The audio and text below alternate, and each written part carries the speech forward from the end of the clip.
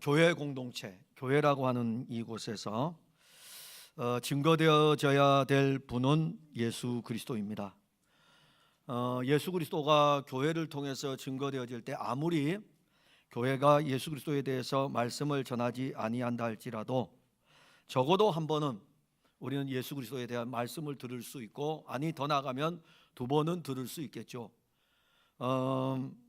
종료주일, 다음 주가 종료주일이고 성찬식이죠.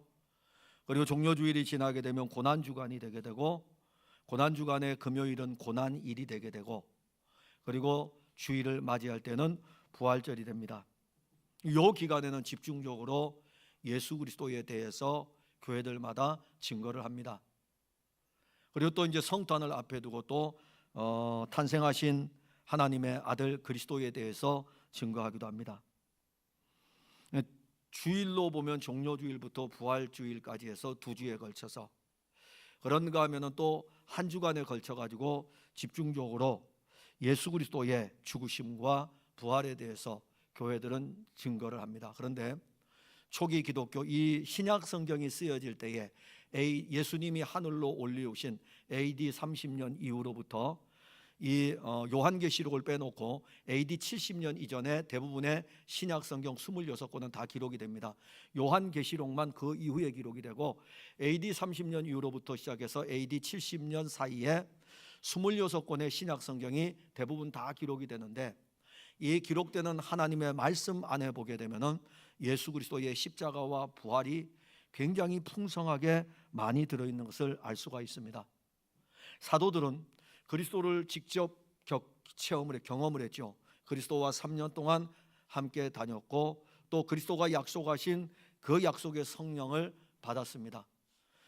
이 그리스도를 직접 경험하고 그리스도가 보내신 성령을 받은 이들이 하나님의 말씀을 기록할 때에도 예수 그리스도에 대한 것들을 이렇게 풍성하게 기록을 하였을 뿐만이 아니라 예수 그리스도를 풍성하게 가르치고 전하였는데, 2000년의 시간이 흐른 뒤에 오늘 우리의 교회의 강단들은 예수 그리스도에 대해서 너무 인색합니다.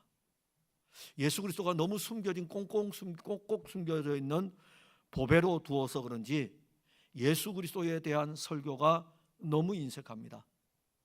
좀 하면은 예수 그리스도를 설교하면서 예수 그리스도처럼 이렇게 살아야 됩니다, 그런 것을 하는 윤리적 도덕적 삶으로 연결시키는 것은 합니다. 그러나 정작 그렇게 살 수 있는 동력이 되는 예수 그리스도에 대해서는 너무나 인색해요.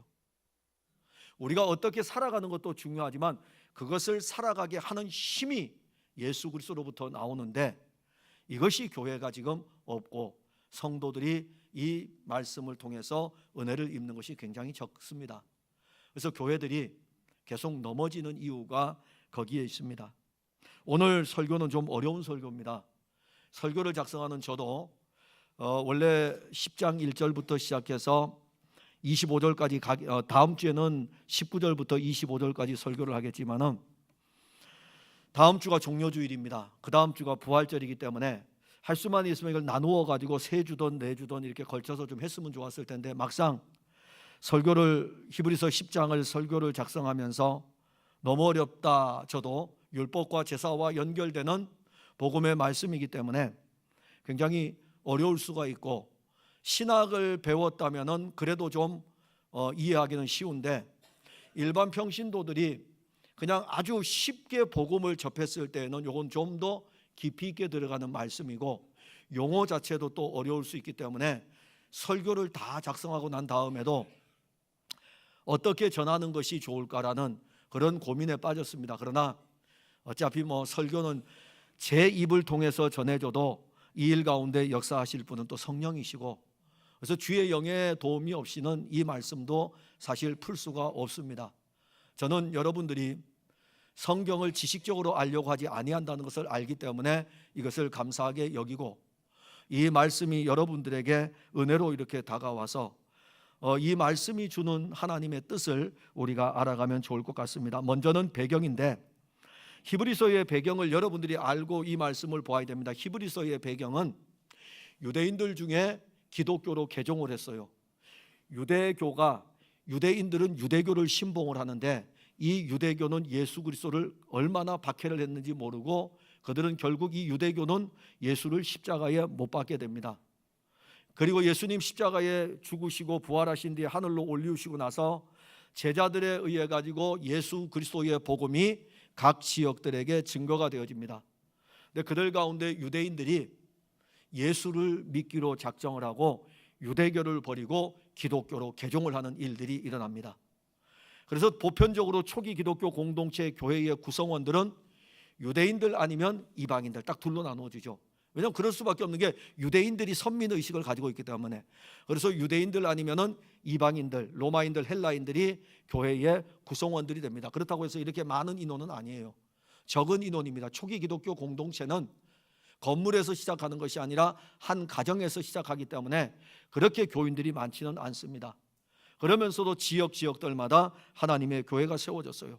근데 문제는 그렇게 그 지역에서 예수를 믿는 유대인들에게 유대교에 심취하여 있는 유대인들이, 개종하지 않은 유대인들이 개종한 유대인들을 향해 가지고 엄청난 박해를 하는 것입니다. 그래서 이 유대인들 가운데서 기독교로 개종을 했다가 다시 박해가 너무 심해 가지고 유대교로 돌아가는 일들이 일어나고 있는 거예요. 그래서 히브리서의 저자는 이 편지를 쓰면서 유대인들 중에 기독교로 개종한 사람들에게 이 내용을 쓰는 거예요. 어디에 있든지 간에 그들이 데살로니가에 있든지 그들이 고린도에 있든지 그들이 로마에 있든지 아니면은 그들이 골로새에 있든지 지역에 상관없이 유대인들 중에 기독교를 믿는 사람이 박해를 받아가지고 다시 유대교로 돌아가려 하는 그들에게 이 편지를 쓰는 것입니다. 이 편지를 쓰면서 무엇을 증거하냐면은 유대인들이 가장 중요하게 여겼던 것이 모세입니다. 왜냐하면 모세는 하나님의 율법을 받은 당사자이기 때문에 모세는 굉장히 대단한 인물로 여깁니다. 거기에다가 그들은 율법을 대단히 가치 있는 것으로 여깁니다. 제사도 엄청나게 중요하게 여깁니다. 그런데 이 히브리서를 통해 가지고 예수 그리스도는 모세보다 우월하고 천사보다 우월하고 율법과 그 어떤 제사보다도 비교할 수 없이 우월한 하나님의 아들 그리스도, 그분이 바로 예수였다는 것을 히브리서 1장부터 쭉 전개 나가는 내용입니다. 그래서 오늘 우리는 히브리서 10장인데 히브리서 10장은 히브리서 1장부터 9장까지 증거한 예수께서 하나님의 아들 그리스도이신 것에 대한 가장 클라이막스 장이라고 할 수가 있습니다. 1장부터 9장까지 처음에는 어떤 것을 증거하냐면은 예수께서 그리스도이신데 모세보다 천사들보다 우월하고 모세보다 우월하고 1장, 2장, 3장까지 이렇게 갑니다. 가면서 간헐적으로 여러분들은 예수 그리스도를 깊이 생각해야 됩니다. 그리고 이제 그 다음 3장이 지나가면서 율법과 제사에 대한 것들이 나옵니다. 제사와 제물에 관한 것들이 쭉 언급돼 가지고 10장까지 오는 거예요. 그리고 11장에 가게 되면은 11장은 이 너희들이 앞서 너희들 신앙의 조상이라고 할 수 있는 그 모든 사람들이 이 예수를 믿었다 이렇게 기록을 하는 거예요. 10장은 사실은 1장부터 9장까지의 가장 중요한 복음의 클라이막스라고 할 수가 있습니다. 그래서 오늘 이 부분을 볼 때에 자기의 몸을 단번에 십자가에 들이신 예수, 이번 주 한 주 보고 다음 주 한 주를 또 보려고 합니다. 먼저는 예수 그리스도께서 단번에 십자가에서 자기를 들이신 것은 구약에 있는, 여러분들 구약 성경에 있는 율법과 제사의 역할을 마친 사건이다. 이 의미는 1절에 보면 율법은 장차 올 좋은 일의 그림자일 뿐이요 참 형상이 아니므로 해마다 늘 드리는 같은 제사로는 나오는 자들을 언제나 온전하게 할 수 없느니라. 유대인들은 율법을 받은 민족입니다. 율법을 받은 민족이기 때문에 헬라인, 로마인과 비교할 수 없는 자기들만의 종교적 자부심을 가지고 있습니다. 저들은 헬라 제국의 나라를 빼앗겼어도 우리는 유대인이다. 우리는 하나님의 백성이다. 우리는 율법을 받았다. 나라가 다른 나라에 강탈을 당하였어도 그들의 종교적 자부심을 빼앗아가지 못했어요. 그 뒤에 헬라 뒤에 로마라고 하는 대제국이 일어나가지고 이 헬라 제국이 다스렸던 그 모든 영토를 또 다스립니다. 그럴지라도 유대인들은 우리는 하나님의 백성이고 율법을 받았다. 이 자부심이 굉장히 대단합니다. 헬라의 문화를 받아서 살아요. 유대인들이 헬라의 문화를 받아서 살고 로마의 지배를 받고 있지만 그들이 가진 종교적 우월감을 그 상상을 초월할 수 없을 정도로 대단했습니다. 우리가 오늘 본문을 읽을 때에도 율법은 장차 올 좋은 일의 그림자라라는 이 말씀을 읽을 때 저와 여러분들은 그냥 아무 의미 없이 읽어요. 저도 아무 의미 없이 읽어요. 왜냐하면 우리는 율법에 대한 자부심이 없기 때문에 그래요. 우리는 율법을 우리에게만 주었다, 우리 한민족에게만 주었다라는 것이 아니고 우리는 그냥 율법은 이건 구약 성경을 이야기하구나 그냥 봤기 때문에 우리가 받는 율법은 장차 올 좋은 일의 그림자라고 했을 때 이 율법을 대할 때는 이 율법이 구약 성경에 있는 것을 얘기하구나 이렇게 봤지만 유대인들이 율법이라는 것을 받을 때에는 다릅니다. 우리가 이 율법이라는 것을 서로가 단어를 똑같이 받아도 하늘과 땅의 차이만큼이나 큰 것이 바로 율법을 대하는 우리와 유대인들의 차이인 것입니다. 유대인들은요 율법을 최고로 여깁니다. 그들은 이 율법을 지키기 위해 가지고 심지어 바리새인들은 율법을 엄청나게 세분화하여 가지고 율법을 더 잘 지키려고 몸부림을 칩니다. 저들의 관심은 오직 율법이에요. 이것은 하나님이 다른 민족이 아니라 선택된 우리에게 주었기 때문에 이 율법을 지키려고 그들은 몇천 년 동안 수고하며 노력하며 달려왔는지 모릅니다. 그래서 그들은 자기들이 이 율법을 굉장히 잘 지키는 것이라 이렇게 생각을 했던 거예요. 그런데 오늘 본문 1절에 보면 율법을 장차 올 좋은 일의 그림자라 그리고 또 참 형상이 아니다라고 했습니다. 유대인들이 종교적으로 자랑하던 율법이 지금 이 히브리서의 저자에 의해서 어떻게 합니까? 그 엄청나게 높은 자리에 있던 율법이 그림자다. 이 율법이 참 형상이 아니다. 유대인들에게는 상상할 수 없는 메시지예요. 우리는 그냥 읽지만은 유대인들은 율법이 최고인 줄 알았는데 이 율법이 그림자에 불과하다는 것이죠. 이 율법이 진짜 형상이 아니다 이겁니다. 율법을 절대 자리에서 지금 히브리서의 저자는 딱 밑으로 내려버리는 것입니다. 율법이 장차 올 좋은 일의 그림자라면 장차 올 좋은 일은 무엇인가? 그림자의 실제는 무엇인가? 율법이 참 형상이 아니라면 장차 올 참 형상은 누구인가? 그걸 지금 1절에서 딱 물어보면서 들어가는 것입니다. 그러면 지금까지 율법을 지켜온 유대인들에게 율법은 그러면 그들에게 무의미한 것인가? 계속 이 문제에 접근을 그렇게 합니다. 이 부분에 대한 문제를 이제 히브리서의 저자가 1절 하반절부터 풀어가는 것이 바로 히브리서 10장입니다.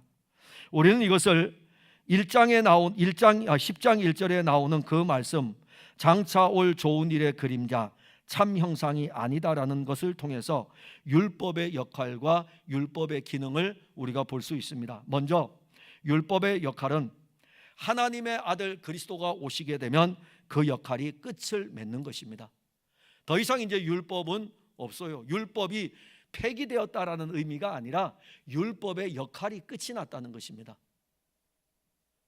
예를 들어 가지고 제가 사역을 하다가 이제 은퇴가 되었어요. 은퇴할 때가 되었어요. 그래서 은퇴할 때에 이 교회의 후임자를 이제 청빙을 했어요. 서로 이제 바톤 터치를 해야 되잖아요. 바톤 터치를 할 적에 오늘 주일이 만약에 바톤 터치하는 날이라면은 저는 오늘 주일로서 저의 사역을 끝내는 것입니다. 그 다음부터 누가 하는 것입니까? 새로 오는 목회자가 이 교회의 사역을 감당을 해나가는 거예요. 율법은 율법의 역할을 감당하다가 그림자의 역할을 감당하다가 실제가 오는 순간에 그림자의 역할은 끝을 맺는 것이고 참 형상이 아닌 그림자의 형상으로 있다가 참이신 진짜 형상이 왔을 때에는 그 모든 역할도 율법은 끝을 맺는 것입니다. 그 의미로 지금 말씀을 하는 것입니다. 율법과 제사는 시내산에서 모세가 여호와로부터 받을 때에 하나님이 이스라엘 백성들에게 세트로 주신 것이죠. 율법 안에 제사를 다 두어 가지고 같이 주었어요. 거기에다가 또 하나 더 붙이면은 성막까지 다 주었습니다. 또 더 나아가게 되면은 제사를 어떻게 드려야 되고 제물을 어떤 것으로 드려야 될지 이 모든 것까지 율법 안에 다 넣어 가지고 하나님께서 시내산에서 주셨습니다. 그래서 율법과 제사는 분리될 수 없는 것이 한 몸입니다. 율법과 제사가 함께 주어졌는데 율법과 제사는 본문 1절에 보면 그 역할이나 기능에서 죄인인 사람을 온전하게 할 수 없다 이렇게 말씀했어요. 자, 그러면 온전은 뭡니까? 온전하게 할 수 없다. 오늘 온전이라는 단어가 큰 소대지에도 나오지만은 작은 것에도 나오는데 온전은 조금도 부족함이 없고 완벽한 상태를 말합니다. 히브리서 10장을 이해하려면 이 온전을 알아야 돼요.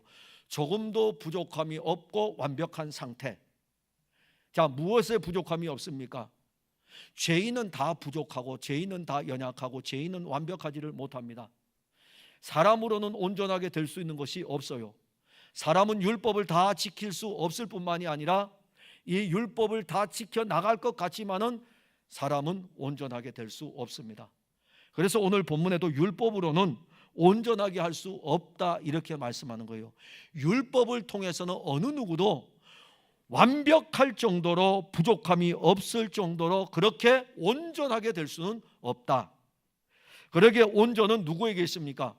사람에게 있는 것이 아니라 온전이라고 하는 것은 오직 하나님만이 사용하는 용어입니다. 하나님에게 있습니다. 그리고 하나님 자신이 온전하신 분으로 온전하게 하실 수 있는 분도 율법을 지키는 우리에게 있는 것이 아니라 하나님이 하실 수 있습니다. 이것을 데살로니가전서 5장 23절에 평강의 하나님이 친히 너희를 온전히 거룩하게 하시고, 평강의 하나님이 너희를 친히 온전히 거룩하게 하시고 하나님이 하시는 일입니다. 마태복음 5장 48절에 그러므로 하늘에 계신 너희 아버지의 온전하심과 같이 너희도 온전하라. 이것이 산상수훈이죠. 그래서 이 산상수훈을 율법으로 받으면 하나도 못 지킵니다. 신앙생활 너무 어렵습니다. 여러분들은 산상수훈 마태복음 5장에서부터 7장까지 기록되어져 있는 산상수훈의 이 복음을 읽을 때에는 반드시 그리스도를 통하지 않고 읽게 되면은 여러분들이 마태복음 5장 읽는 순간에 책 딱 덮어버리고 난 예수 못 믿겠다 이렇게 해야 돼요. 율법보다 더 엄격한 것이 산상수훈입니다. 율법은 오른편 왼편 뺨을 때리면 오른편 뺨을 같이 한 대 맞으면 한 대 치면 돼요. 그죠? 배상해 주면 됩니다. 그러나 복음은 뭡니까? 오른편 뺨을 맞으면 왼편 뺨을 돌려야 됩니다. 율법보다 더 어렵죠. 그래서 이 산상수훈은 오늘 산상수훈이 나오는 마태복음 5장 48절에 하늘에 계신 너희 아버지의 온전하심과 같이 너희도 온전하라는 것은 율법으로 너희가 지키려고 하면 못 지키는 것을 이야기하면서 이것은 오직 그리스도만이 하실 수 있는 일입니다. 그 그리스도만이 하실 수 있는 것을 너희가 믿음으로 말미암아 삶에서 너희는 온전할 수 없으니까 너희 안에 사시는 그리스도로 말미암아 온전한 삶을 믿음으로 살아가라고 말씀하고 있는 것입니다. 내가 하라는 것이 아니에요. 그리고 베드로전서 5장 10절에 모든 은혜의 하나님 곧 그리스도 안에서 너희를 부르사 자기의 영원한 영광에 들어가시니가 잠깐 고난을 당한 너희를 친히 온전하게 하시며, 하나님께서 그리스도 안에서 우리를 온전하게 하신다. 그러니까 부족함이 없이 완벽하게 우리를 만드시는 분은 하나님이시고, 하나님이 우리를 완벽하게 하는 것은 율법을 통해서도 아니고 제사를 통해서도 아니다. 근데 유대인들은 어떻습니까? 내가 율법을 지키면, 내가 제사를 드리면 내게 있는 이 죄의 더러운 모든 것들이 깨끗하여질 것이라고 생각을 하고 저들은 마치 온전함에 이른 것처럼 이야기하지만 히브리서의 저자는 아니다. 율법으로는 온전하게 될 자가 아무도 없다. 제사로도 온전하게 될 자가 아무도 없다. 그러면서 신약성경 다른 성경에는 오직 온전하게 하실 분은 하나님이시다. 우리를 온전하게 하시는 분은 하나님 아버지밖에 없습니다. 유대인들은 자신들이 율법을 지키면 온전하게 될 것이라고 믿고 율법을 지키기 위해서 많은 노력을 하였습니다. 만일 율법이나 제사로 온전하게 될 수 있다면 오늘 여러분들 성경을 계속 봐야 됩니다. 성경을 계속 봐야 돼요. 만일 율법이나 제사로 온전하게 될 수 있다면 본문 2절을 봅시다. 이렇게 변증합니다. 그렇지 아니하면 섬기는 자들이 단번에 정결하게 되어 다시 죄를 깨닫는 일이 없으리니 어찌 제사 드리는 일을 그치지 아니하였으리요. 즉 율법과 제사로 온전하게 할 수 있다면 한 번의 제사와 한 번의 제사로 말미암아 우리가 제사 드리는 일을 그치는 것이 당연히 맞는 것이 아니겠느냐. 그런데 유대인들은 지금까지도 계속해서 율법을 지키려고 하고 있고 지금까지 계속해서 제사를 드리고 있지 않느냐. 그 변증을 지금 하고 있는 것입니다. 항상 율법을 지켜야 되고 항상 제사를 드려야 되고 죽을 때까지 유대인들이 그것을 해야 됩니다. 이것이 율법과 제사의 한계입니다. 율법과 제사는 죄인의 죄를 해결하여 온전하게 하는 일을 할 수 없습니다. 율법과 제사는 우리의 죄를 온전히 완벽하게 씻어 없앨 수 없습니다. 율법과 제사는 오직 우리 죄인들을 향해 가지고 죄를 기억하게 하고 알게 하죠. 그래서 3절과 4절에 보면 그러나 이 제사들에는 해마다 죄를 기억하게 하는 것이 있나니 이는 황소와 염소의 피가 능히 죄를 없이 하지 못함이라. 자, 율법과 제사는 죄를 해결할 수 없는 한계를 가지고 있을 뿐만이 아니라 그러면서도 율법과 제사는 죄를 깨닫게 하는, 기억하게 하는 효력도 있다, 이 말씀을 합니다. 만일 유대인들이 율법을 지키며 제사를 드리다가 자기의 죄를 기억을 한다면 이것은 율법과 제사를 통해서 그들이 받은 은혜인 것입니다. 즉 율법을 지키다가 자기들이 율법을 지키지 못함을 알고 나는 죄인이구나. 제사를 드릴 때에 짐승을 잡아서 제사를 드릴 때마다 나는 죄인이기 때문에 이 짐승의 피에 내 죄를 씻을 수밖에 없는 죄인이다라는 것을 자기가 기억을 하면 율법과 제사의 의미를 찾게 되겠죠. 그러나 유대인들은 자기들이 율법을 지키는 것에 혈안이 되어 있고 유대인들은 자기들이 제사를 드리는 것에 관심을 두고 있기 때문에 그 의미를 알지 못하는 거예요. 그래서 나중에는 죄를 기억하는 것이 아니라 율법과 제사를 통해 죄를 기억하는 것이 아니라 율법과 제사만 관심을 두고 형식적으로 치우치게 되는 거죠. 오늘날 그리스도인들이 형식에 치우치게 되면 여러분들은 여러분들의 죄의 문제에 대한 이 부분 해결하신 그리스도를 알지 못하게 되고 복잡하잖아요. 그러니까 내가 교회 다니까 예수 믿으면 되지 이렇게 끝나버립니다. 당시 유대인들의 신앙이 그랬습니다. 유대인들이 그리스도가 오시기 전에 율법과 제사를 얼마나 잘 드렸는지 모릅니다. 정말 잘 드렸어요. 그들이 그것을 드리다가 자기들의 죄를 기억했다면 또 바뀌었을 텐데 전혀 기억하지 않고 그냥 율법과 제사만 관심이 있었던 거예요. 여러분 예배를 드리면서 관심이 뭡니까? 예배는 하나님과의 교제이기도 합니다. 하나님과의 교통이에요. 그럼 여러분들은 하나님과 교제할 수 있습니까? 결코 죄인인 우리는 하나님과 교제할 수 없습니다. 그러면 우리는 어떻게 해야 하나님과 교제합니까? 하나님의 아들 그리스도의 피를 의지해 가지고 하나님과 교제를 합니다. 이것을 믿음으로 말미암아 예배에 참여한 거예요. 그러면 이 예배는 그리스도의 은혜의 풍성을 따라 드려지는 예배가 돼야만이 우리의 죄를 기억하고 그 은혜로 나가는 매주일의 예배가 됩니다. 지금 다 잊어버렸어요. 다 잊어버리니까 뭐만 남습니까? 마치 유대인들에게 율법과 제사만 지키듯이 오늘날 그리스도인들이 예배 자리에 앉아 있으면 예배를 드렸다고 착각 속에 빠져 있다는 것이죠.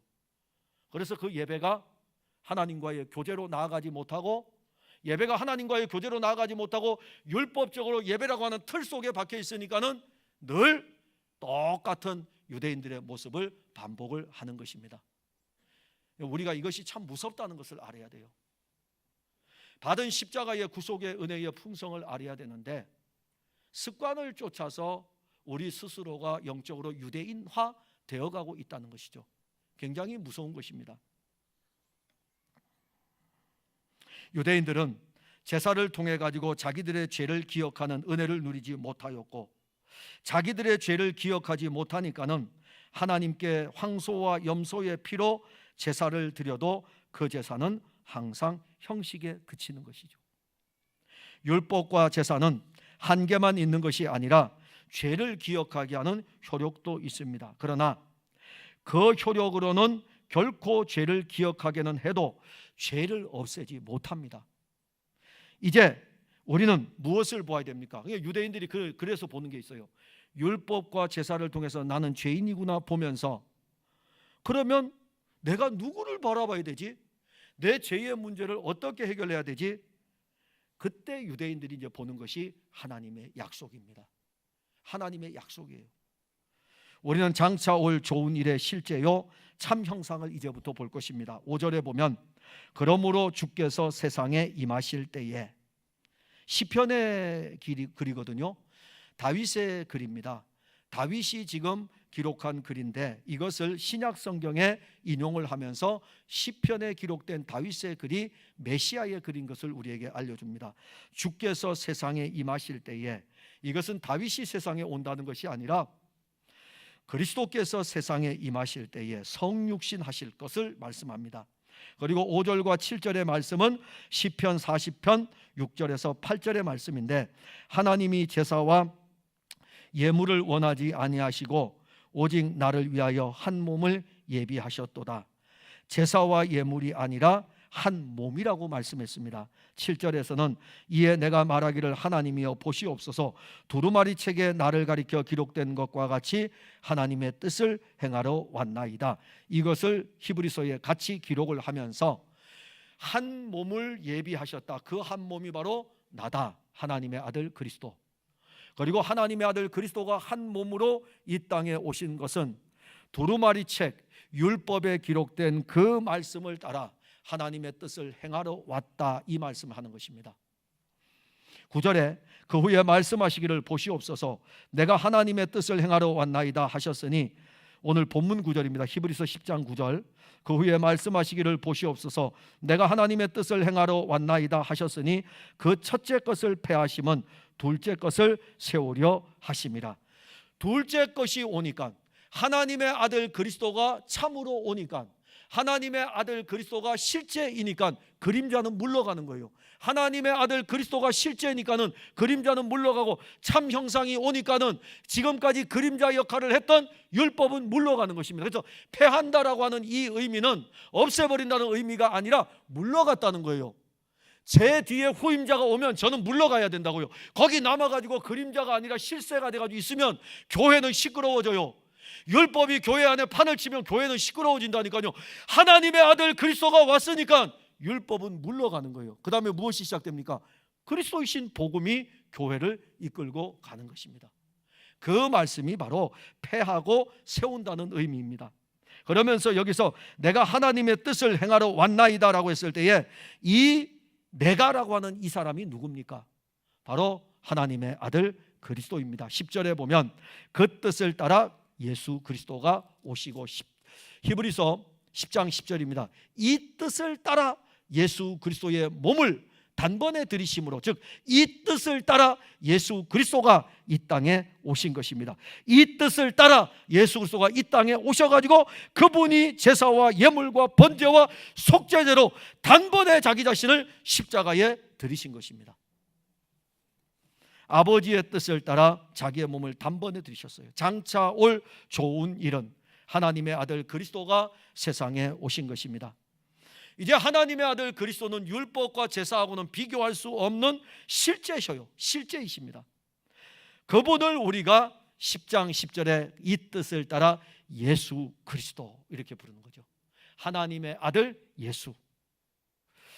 두 번째로 우리가 보게 되면 예수 그리스도께서 단번에 십자가에서 자기를 들이심은 율법과 제사의 역할을 마치게 했을 뿐만이 아니라 우리를 영원히 온전하게 하십니다. 10절에 보면 이 뜻을 따라 예수 그리스도의 몸을 단번에 들이심으로 말미암아 우리가 거룩함을 얻었노라. 거룩이라는 단어가 구약 성경에 많이 나옵니다. 특히 하나님께서는 이스라엘 백성들에게 내가 거룩하니 너희도 거룩하라 이렇게 말씀합니다. 굉장히 어려운 율법의 말씀이에요. 하나님은 거룩한데 하나님이 죄인인 이스라엘 백성들에게 내가 거룩하니까 너희도 거룩하라 하니, 이게 누가 거룩할 수 있겠어요? 아무도 거룩할 자가 없는데요. 거룩이라는 단어는 구별이며 분리입니다.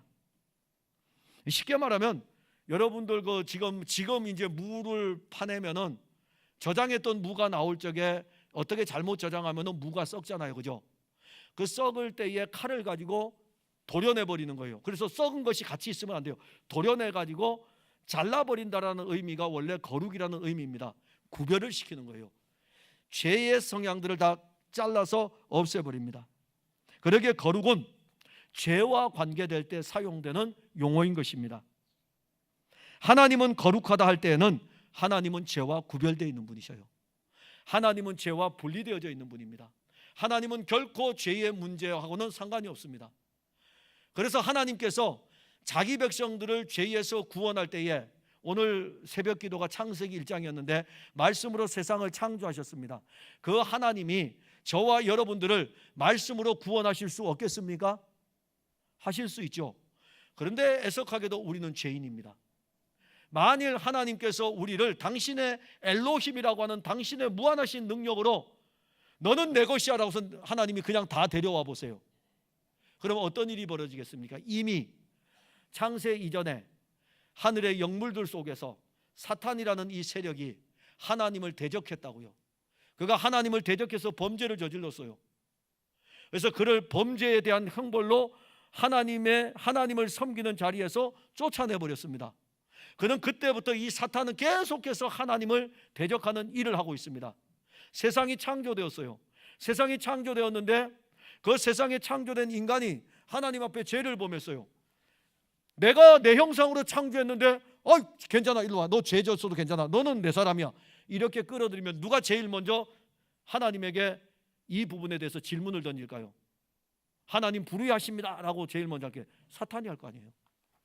내가 죄를 지었을 때는, 내가 당신을 대적했을 때는 나를 쫓아내더니 당신의 형상대로 지었다고 당신이 마음대로 그 칼을 휘두릅니까? 그 형편에 맞지 않습니다. 그래서 하나님께서 이 문제에 아무도 거론하지 못하도록, 이 일을 달지 못하도록 자기의 아들을 우리를 위해서 보내신 것입니다. 이게 하나님의 공의예요.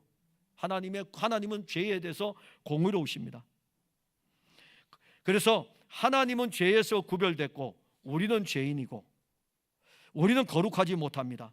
우리는 본성적으로 죄인이고 타락하고 악한 자며 본질상 죄로 인해서 하나님의 진노를 받을 사람들입니다. 그런데 거룩하신 하나님이 자기 백성들을 거룩하게 하기 위해서 율법과 제사를 주신 것입니다.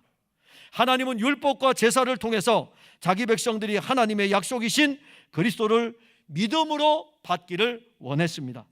그리고 하나님의 약속이신 하나님의 아들 예수 그리스도를 하나님은 때가 참에 이 세상에 보내셨고, 이 예수 그리스도가 십자가에 단번에 자기의 몸을 들여서 죽으신 것입니다. 하나님의 아들 그리스도가 죽으신 것은 우리의 죄를 대신 지고 죽으신 것이요,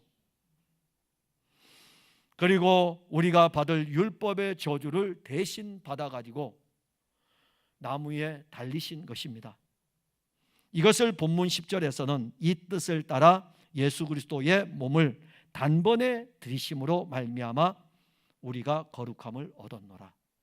우리가 거룩함을 얻은 것은 율법을 지켜서도 아니고, 우리가 거룩함을 얻은 것은 제사를 드려 황소와 염소의 피를 가지고 우리가 거룩함을 얻은 것이 아니다. 우리가 거룩함을 얻은 것은 예수 그리스도 십자가의 은혜다. 우리의 거룩은 율법을 지키는 것이 아닙니다. 그러기에 우리가 거룩함을 입은 이것은 그리스도의 공로일 뿐입니다. 내 공로가 하나도 없습니다. 그리스도의 공로일 뿐입니다. 본문 11절에 제사장마다 매일 서서 섬기며 자주 같은 제사를 드리되 이 제사는 언제나 죄를 없게 하지 못하거니와. 예, 맞습니다. 율법과 제사로는 언제나 죄를 없애지 못합니다. 그러나 본문 12절에서 그리스도는 죄를 위하여 한 영원한 제사를 드리셨다. 우리 죄를 위해서 영원한 제사를 드리셨어요.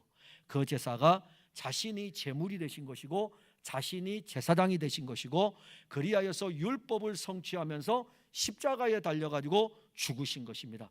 이것이 영원한 제사입니다. 영원한 제사를 우리는 믿음으로 말미암아 취하는 것이고, 이 제사를 드리고 이 제사가 완벽한 제사였다는 것을 알려주는 게 뭡니까? 하나님 보좌 우편에 앉으셨느니라.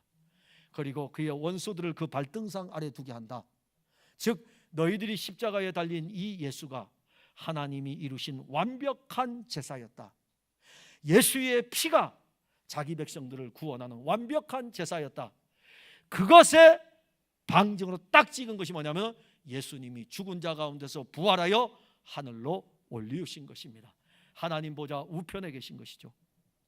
예수 그리스도의 죽으심으로 말미암아 우리는 거룩하게 되고 영원히 온전한 사람, 조금도 부족함이 없고 완벽한 상태가 우리가 되었습니다. 이것은 우리의 공로가 아닙니다. 오직 예수 그리스도의 공로입니다. 오늘 오후 예배에 이 부분이 또 나옵니다. 오늘 오후 예배는 여러분들이 좀 들으셔야 되는데, 오전 설교를 듣면 오후 예배 드려야 되는데, 왜냐하면 예수 그리스도의 공로를 폄하하는 세력들이 있습니다. 그래서 이 예수의 공로는 칭의에 대한 부분인데, 이 부분이 오늘 로마서에서 언급이 되고 제가 설교를 작성을 하면서 이 부분을 우리 성도들이 좀 들으면 좋겠다, 꼭 들었으면 좋을 것 같아요. 그래서 무엇이냐면 쉽게 말하면 뭐냐 하면은 예수 그리스도의 십자가가 내 죄를 깨끗하게 씻어 주셨고, 그 다음에 성화의 길을 걸어가는 이 부분을 해석을 할 때에 학자들마다 다 다릅니다. 종교개혁자들의 의견은 항상 똑같아요. 성화일지라도 내 공로가 아니라 그리스도의 공로라고. 그런데 오늘날 교회 안에 이것을 내 공로로, 칭의는 의롭다함을 얻은 것은 그리스도의 공로고 성화에 대해서는 나의 노력이 필요하다라고 하는데, 종교개혁자들의 글은 그렇지 않더라고요. 또 성경도 우리에게 이야기하기를 이것조차도 하나님의 은혜다, 그리스도의 공로예요. 저는 그렇게 또 믿고 있어요. 우리가 무엇을 해서 성화가 될 수 있겠어요?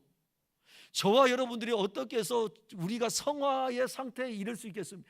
성화의 과정의 길을 걸어가겠습니까? 오늘 주님, 제가 오늘 설교를 들으면서요, 이 부분은 제가 잘못했는데 다음 주부터는 이 부분을 제가 한번 고쳐보겠습니다. 다음 주 됐더니 안 고쳤네요. 그런데 또 결단이 있는 사람이 고쳐보겠습니다. 그래서 고쳤어요. 2주가 지났더니 고쳤어요. 한 달 동안 고쳤어요. 한 달이 지나고 났더니 그 다음에 또 옛 모습으로 또 돌아가고 있어요.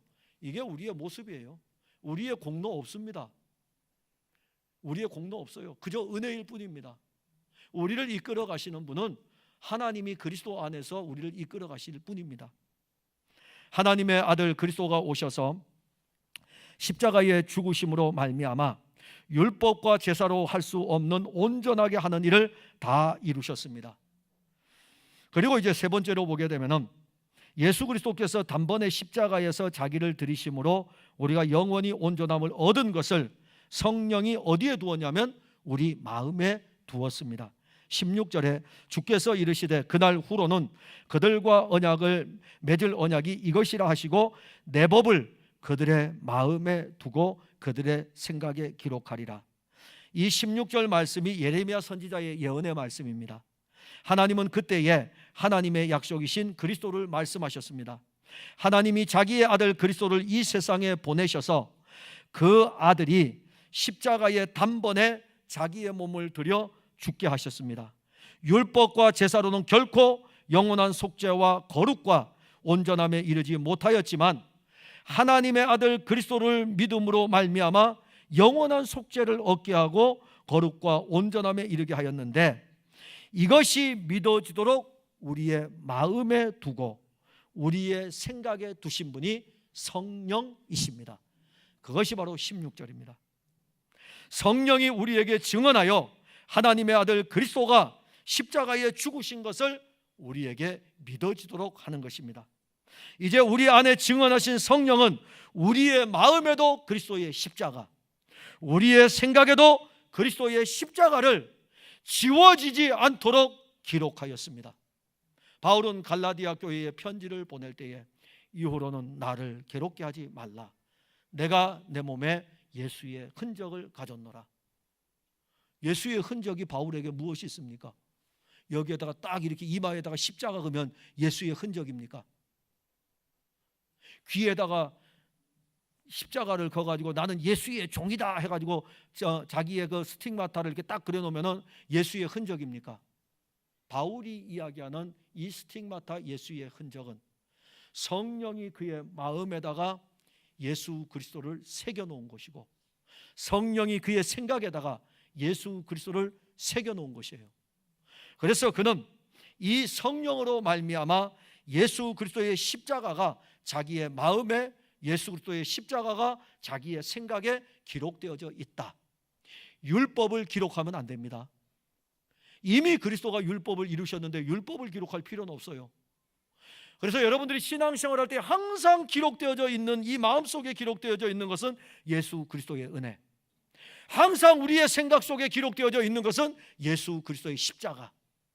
이것이 우리의 생각과 기억과 우리의 마음 속에 기록이 되어져 있는데, 이걸 누가 기록했다고요? 성령이 우리의 마음에 새 법을 우리에게 주었다. 옛 율법이 아니라 그리스도의 복음의 법을 우리에게 새겨주신 것입니다. 뿐만 아니라 사제의 은총을 우리로 하여금 누리게 하시는 것도 성령이 우리의 마음에 증언하시는데, 본문 17절 18절에 그들의 죄와 그들의 불법을 내가 다시 기억하지 아니하리라 하셨으니 이것들을 사하셨은즉 다시 죄를 위하여 제사 드릴 것이 없느니라. 지금까지 유대인들이 율법을 지키기 위해서 노력하고 얼마나 많은 황소와 얼마나 많은 염소를 잡아서 제사를 드렸는지 아십니까? 이거 한번 통계를 내면 좋을 것 같아요. 한 사람이 60살을 살 때에 평생 동안 염소를 몇 마리 잡으며 황소를 몇 마리 잡으며 비둘기를 몇 마리를 잡으며 통계를 좀 내가지고 율법을 따라 살 때에 내가 짐승을 잡을 소의 마리수는 몇 마리고 양의 마리수는 몇 마리인지 나오면 좋은데, 어떤 교회 역사책을 보더라도 그건 없더라고요. 왜냐하면 그거 있어야 좀 근거 자료로 말씀을 드릴 수 있는데, 만일 우리가 500마리를 잡아야 된다 그러면 평생 동안 우리는 500마리를 잡아가지고 그 짐승의 피로 우리 죄를 사할 수 있느냐? 없다. 오직 이 짐승의 피를 우리에게 실제가 되신 하나님의 아들 그리스도가 십자가에 죽으심으로 우리의 죄를 사해 주셨고 다시는 우리의 죄를 기억하지 아니하신다. 예수의 피가 우리에게 주신 은혜인 것입니다. 사랑하는 성도 여러분, 이것이 은혜 아니겠습니까? 이것이 감사 아니며 이것이 찬송이 아니겠습니까? 제가 원래 설교를 오늘 준비를 할 때 굉장히 눌려 있었습니다. 이 딱딱하고 무거운 설교에 여러분들이 과연 얼마나 들을 수 있을까? 그런데 지난주 설교보다 아멘이 더 많이 나오네요. 참으로 놀라운 일입니다.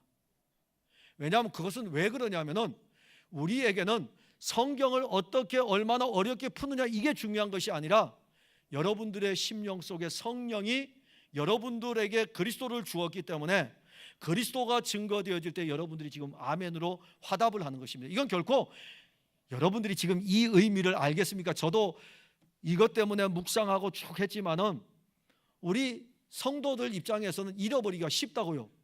근데 이것을 여러분들이 알고서 아멘 할 수 있겠습니까? 아니에요. 그런데 하나 알게 하는 것이 있는데, 예수의 십자가가 내 죄를 사하고 예수의 십자가가 나를 거룩하게 하고 예수의 단번에 죽으심으로 말미암아 나를 온전케 하셨기에 율법과 제사로 이룰 수 없는 이것을, 율법과 제사의 실제였던 그리스도가 이 모든 것을 이루신 것에 대해서 여러분들이 지금 아멘으로 화답을 하는 것이 아닙니까?